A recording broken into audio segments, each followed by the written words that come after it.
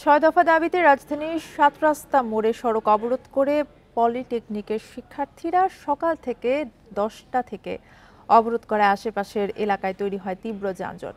এর প্রভাব ছড়িয়ে পড়ে রাজধানীর অনেক এলাকায়। বান্ডেল থাকলে প্রতি সেনমানিতে টাকা বাঁচবে। বিকাশ সেনমানি বান্ডেল কিনে জিতুন প্রতি লেনদেনে।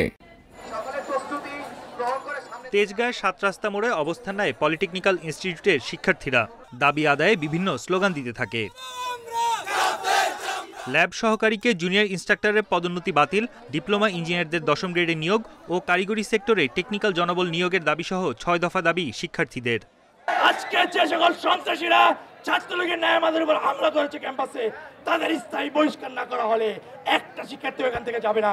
যে ছাত্র জনতা সবাইকে তারা আঘাত করছে, এর জন্য আমি এটা সুষ্ঠু বিচার চাই এবং প্রশাসন যদি এর বিচার না করতে পারে তার ছাত্র এর থেকে বড় কর্মসূচি দিবে। কারিগরি একটি বিভাগের অন্তর্ভুক্ত না করে কারিগরি উচ্চ শিক্ষা মন্ত্রণালয় প্রতিষ্ঠা করা হোক, যেখানে কারিগরি শিক্ষায় শিক্ষিত জনবলরা থাকবে, কারিগরি শিক্ষার গুরুত্ব বুঝবে।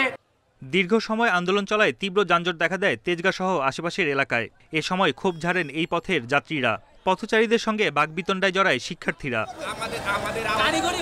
বাধ্য হয়ে দূরের পথেও হাঁটতে হয়েছে মানুষকে। তারা বলেন, দাবি যৌক্তিক হলেও সড়কে আন্দোলন না করে খোলা মাঠে করা উচিত। কোনো নির্দিষ্ট বন্ধ যাইতে দেন না, আমরা যাবো কেমন, বড় গাড়ি এবার 2 ঘন্টা 2.5 ঘন্টা হয়ে গেছে, এখানে বসে আছি আমরা, যাওয়ার কোনো প্রসেস নাই। 10টার সময় গাড়ি আটকাইছে, এখন কি দাবি বলে দাবি না মানলে গাড়ি ছাড়বো না। এর আগে একাধিকবার আন্দোলন করলেও সমাধান না আসায় আবারও এমন কর্মসূচি। দাবি আদায় না হওয়া পর্যন্ত রাজপথে থাকার হুঁশিয়ারি দেয় শিক্ষার্থীরা। বন ইবনে কামাল, ইন্ডিপেন্ডেন্ট নিউজ, ঢাকা।